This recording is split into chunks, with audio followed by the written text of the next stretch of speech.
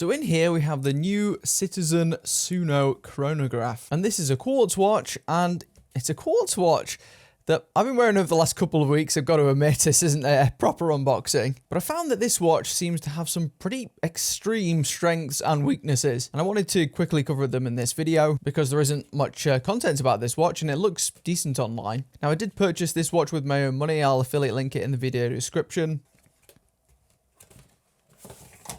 Oh. And here we are now. Straight out of the box, you can kind of see why I bought this one, because the watch itself is pretty good looking. Now, this is one of these Bullhead chronographs, which is why all the pushes and crown are up top. And the watch looks pretty good online and pretty good in person as well for the most part. It's got some nice shiny bits, and it's also quite small. All those sub-dials are quite small. The watch as a whole is pretty compact too, though it is quite chunky, which I guess is the first of the drawbacks potentially. Now, I'll run you through the specs real quick. So we've got a stainless steel case with a stainless steel bracelet. The crystal is mineral crystal. It's got 50 meters of water resistance, which, if you're familiar with water resistance, that means you might be able to go swimming with it. It can be submerged for short durations, but it's not as impressive as it sounds. And this watch has a current retail price of £199 here in the UK, or I think that's about $230 US at the moment. I think I paid less for it on a grey market site, though. I can't remember exactly. I think maybe I paid about $160 for this. And in some ways, I'm glad I did, because something I didn't foresee is just how crap this bracelet is. Now, I wasn't expecting it to be anything special. A lot of these retro-looking watches, and this might be like a reissue of an older model. I'm not 100%. You'll have to tell me in the comments, but lots of these retro reissue models kind of skimp on the bracelet. A bit like the originals skimped on the bracelet. So I knew this wasn't going to be fantastic, but boy, I expected better than this. I'm going to be honest with you, this bracelet really isn't far off those on dirt cheap Casio watches. As you can see, all folded links, does pinch hairs. It's got one of these slide clasps. It has got like an extra security thing. And overall, the bracelet looks good from the outside, but you know, for 200 quid, wow. You'd think Citizen could do better than this. I mean, it really is bottom of the barrel, gotta be honest. And it's a shame as well, because I feel like a bracelet probably suits this look the best, more so than a strap, especially given the angle of the lugs, man, which is something else I really wasn't expecting. Look how steep the lugs are.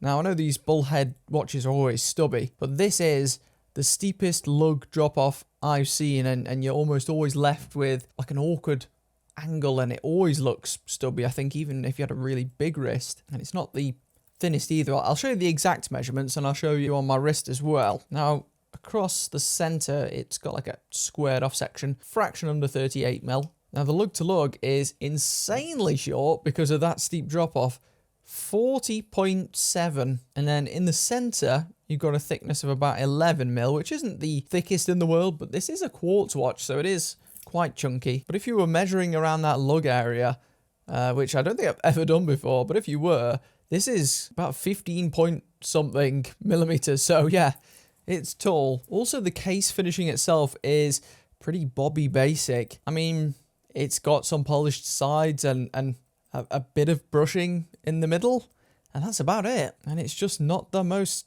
detailed. It's just chopped into sections. Definitely not a strength of this watch. But then you also have other bits on the dial which look nice. I think them sub-dials look great. I quite like the handset as well. Might be a little bit on the short side, but I think it's decent. Very neo vintage. And on the wrist, it looks great too. And here's a look at it on my 6¼ inch wrist. I've got, you know, really small wrist by male standards, and this fits me relatively well, at least from above. Considering it's 38mm, it definitely wears smaller than that. Wears more like a 36, I would say. And it is quite stubby. Not the worst, and I can just about get away with it, I think, but really is quite thick. I would have thought in this day and age, you would have just made it thinner because you could, and you could still probably retain a similar visual style, but there you go. This is a black version. It also comes in like a white or silver or something, and from the pictures, both look good. But I know that some people online have been unsatisfied with this watch, and I can understand that in some ways. I'll link this watch in the video description, like I said, if you do want to check it out. And also the mineral crystal as well. I just feel like in 2025, are you really using mineral crystal on a watch at this price? I've seen the per unit cost. It's